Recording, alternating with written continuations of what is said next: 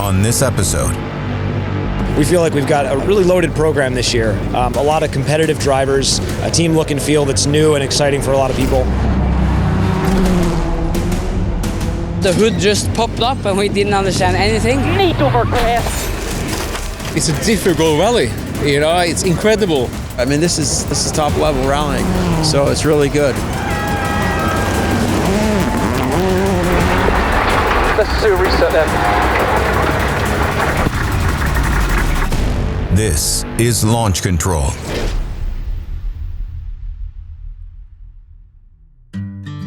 Main Street in Salem, Missouri, as the American Rally Association prepares for Day 2 of the 100-Acre Wood Rally. The defending champions, Subaru's David Higgins and Craig Drew, have built a small lead on Day 1. Yesterday was a good day, getting back into business again, good to be back driving, and we've got quite a comfortable lead now. So obviously when we hit the water crossings we need to be careful and, you know, risk losing some time to protect the car, because a few years ago we lost the rally here by hitting the water too hard. So that's going to be a bit of a challenge for today, to try and keep out of trouble, just keep doing our own thing and not worry too much about stage times. So David is doing what David does. He's very competitive and moving on at a nice pace. And Oliver is taking very quickly to the car and these roads. The roads are extremely fast, and this car is not a production-based car. I mean, this is top-level rallying, so it's really good. And he gives us a new perspective of what our cars are in America. So it's really good for us too, you know. After a good night's sleep and got to think over a bit of yesterday and then into a new day. I think I have a bit to catch, but I'm just going to keep the flow and keep my driving going, and hopefully I can maybe catch up some time. But it's far up, and I'm not going to take any risks and just going to flow on. Bringing Oliver Solberg into the program and continuing with David and Craig, who've been so professional and so fast for so many years, we feel like we've got a really loaded program this year, and a lot of fun stuff for the fans, a lot of competitive drivers, a team look and feel that's new and exciting for a lot of people, and we really feel like there's going to be a lot of great stuff to celebrate by the end of this year. As anticipation builds in Missouri, excitement for the new Rallycross season has been simmering for 6 months. That's when a major development in Subaru's campaign was confirmed. Heading into the final ARX event of the season, only a handful of team members knew about the signing of Scott Speed. Good afternoon, ladies and gentlemen. Welcome to the fourth and final round of the 2018 America's Rallycross Championship. Toward the end of the season, we were contacted by Scott. We were able to come together and got him to come to Team Blue, you know. We know where we needed to improve, so I think the deal was actually done and finalized right before the final Rallycross of the year. COTA was such an exciting time. Obviously, we officially put pen to paper and started a new chapter in my racing career, which was super excited about doing. Contractually, it was essential to keep it under wraps until the season's end. So the team itself wasn't told Scott was coming or the deal had been signed. It was amazing it stayed quiet. We still wanted to beat him no matter what. He was in the wrong car. When I was on the race weekend though in COTA, I'm so focused and in the zone that, that kind of stuff wasn't really part of my race weekend. But immediately after is when everything, came to fruition, right? Scott would go on to win his 4th title that weekend. And while he was celebrating his championship, the Subaru team was informed of the news. SOA pulled us into the trailer there to make the announcement. We wanted to pull you all together because I wanted you to hear it from me before you hear it from anybody else. I knew what was coming, but it was interesting to see the look of pure shock on the boys' faces. One of the things we decided to do next year was we're going to have a 3-car team with the same drivers every time. Subaru America has signed Scott Speed. So we went out and hired the driver, 4-time champion, to bring him in here to help us. Okay? We start tomorrow morning. The main reaction we get is mouth drops, Wow. You could see him thinking about this. What does this mean? He's been a serious competitor of ours for years. He's won many championships, and all of a sudden he's going to join our team. With the dust barely settled on the season, the team returned the very next day for the first test with their new driver. There was so much apprehension, anxiety about what's he going to say. He just raced his car that won the championship the day before. He's going to get in our car. What's he going to say? For Scott to get in the car at the same track just the day after the final race, then he still had that feeling from the old car in his body, and we're able to, you know, see directly where we need to improve and where we were strong.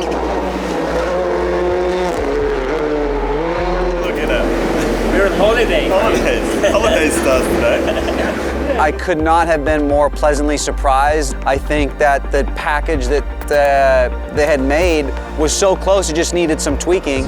So I quite like it. I'd maybe turn it a little bit, but I don't think we have to make big movements there. It was a relief when Scott got in and did set some really positive times and gave some really encouraging feedback about the car. But he did the test and then performed really good in the test. Like, we were looking at each other like, oh wow, okay.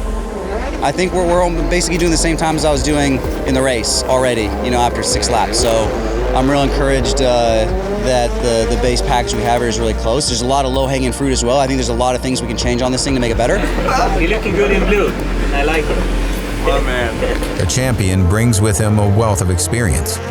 The knowledge gained only by taking a car to the top step. Applying that wisdom makes the team stronger. Now, through hard work and sheer determination, the team has developed their most convincing package in their Rallycross history, with the knowledge that no championship worth winning comes easy. We've put, I believe, all the right pieces together, and we've been working very, very hard. But until you're on the top step of the podium, you don't know. The 100-Acre Wood Rally is not for the faint of heart. The roads are extremely fast. It's something that Higgins and Drew have come to terms with. Solberg and Johnston are quickly learning. The regulars know to respect these roads, or they will bite back. Leading the way onto the stages are Higgins and Drew. Their lead's relatively small, so they plan to attack hard this morning, then sit back to manage the gap. 3, 2, 1. Go 50, left its line, 70, short right 5 minus, 40 through kinks, right 3, then right 4 hold, left 4 long, open, yeah, left 4 long opens, 5 long, 50, right 5, 50. Solberg and Johnston learned a lot on their first day of American rallying. 30, 6 left minus, 40, 6 right minus, opens very in over crest, into brake. They showed their raw speed, stage-winning speed, so they too decide to push to reel in second place. Left, 60, keep right over crest, into slipping need 4 left minus, take 3. They fly over the spectator jump, but something isn't right. Jump okay. A hood pin has snapped. Flat out in midair, the other lets go. They land the jump, and Oliver keeps the car on the road. Can you see it? Jump out. Okay, pull it. Jump out, pull it. Yeah. Come on. They're safe, but the clock is running. Their hopes of catching McKenna in second are slipping away.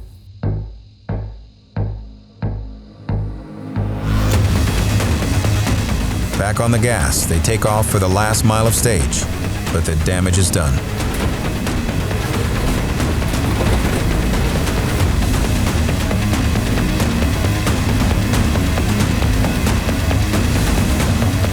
Meanwhile, Higgins has arrived at service.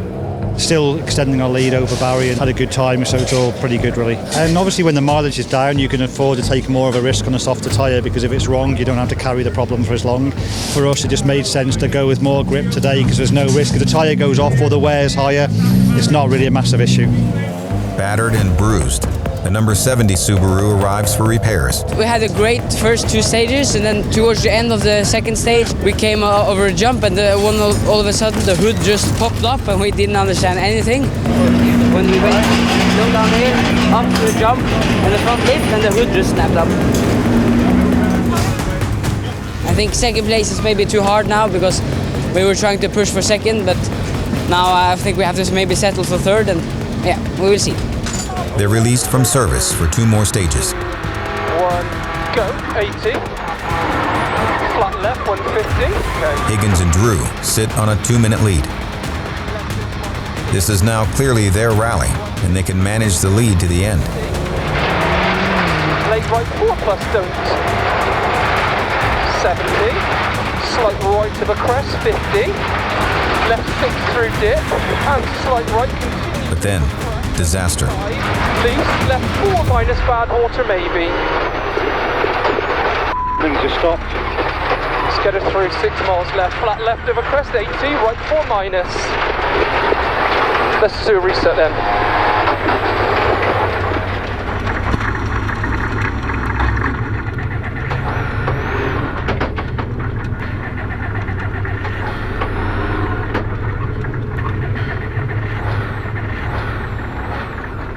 No.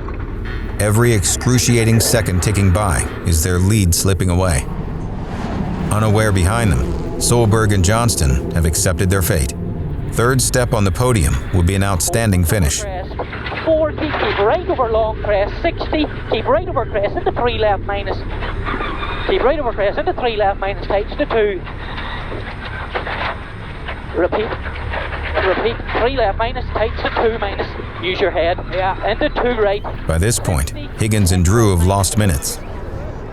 Solberg moves to second place. Oliver stays focused, but the math is tempting. How far to first now? Is it time to strike or to settle down? Back with the number 75 car, David has managed to find a loose connection and the car is running again, but they've lost nearly 5 minutes. Dejected, they press on.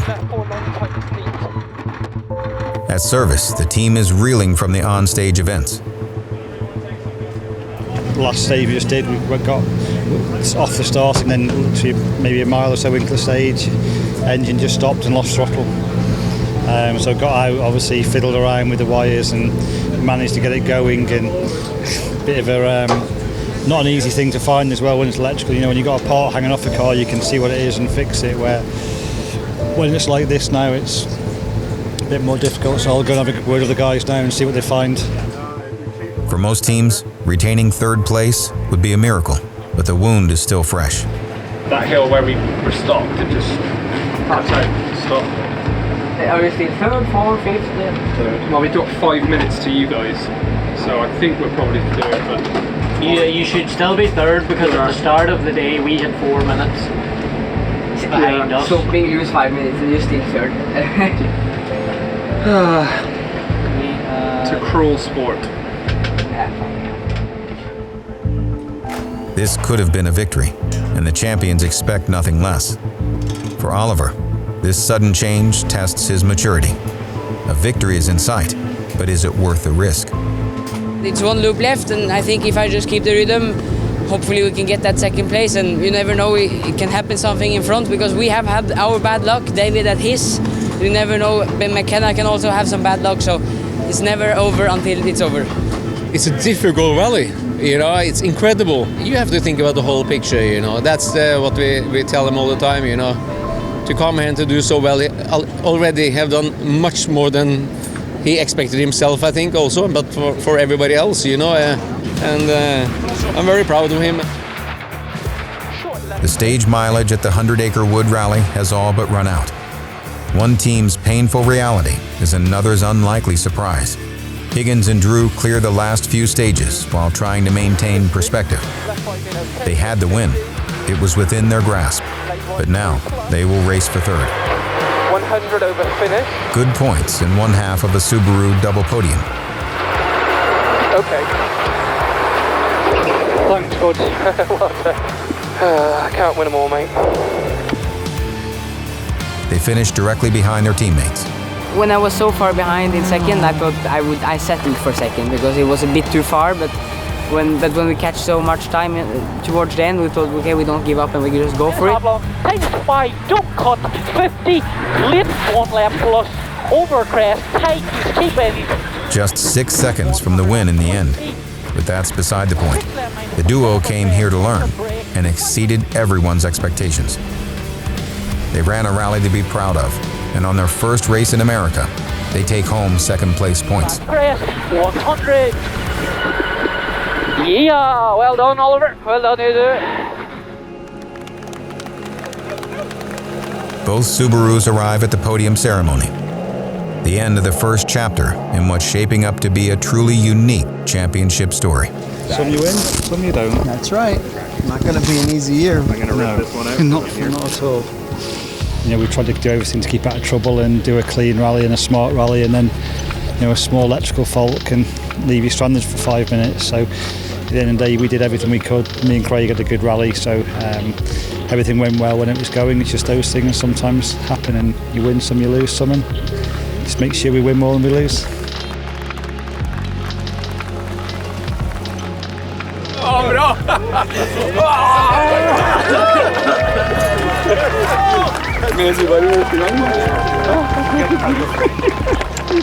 I just want to drive tomorrow again, you know, because I'm so excited. It was a surprise how fast I came into the speed, and had some bad luck, but I'm happy with the result, and second place in the end with all that happened is not bad. You too? Third? He's young, he's brave, he's going to be a hard force to be reckoned with, just like any of our teammates. We know in rallying there's so much that can happen, and for us to be on the sidelines, it's been very, very hard. So we were so relieved when we saw him coming in here now to the finish of the rally, and with this result, it's incredible. I'm really proud of them both. It's a big moment for us here at 100 Acre Wood to intro our new colors, to have the name Solberg be associated with the team, to have David and Craig, who have been so polished and so good for us for so long. It feels like a lot of things are coming together in a really good way. The blue and gold, I think, is looking pretty good right now. In second place, Oliver Solberg and Aaron Johnston. Non-alcoholic.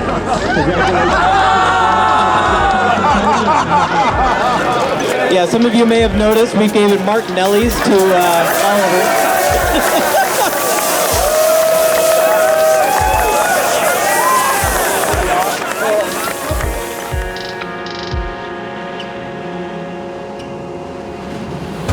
Next time, on launch control. Every event we do now is critical, really. Higgins and Solberg once again face off to see who will carry Subaru to the top of the podium. I don't feel any pressure coming into this race. You know, David and Barry has driven here many times. It's a very difficult road. It will be an interesting afternoon. The competitiveness internally to the team can be a challenge sometimes to manage. That's next time on Launch Control.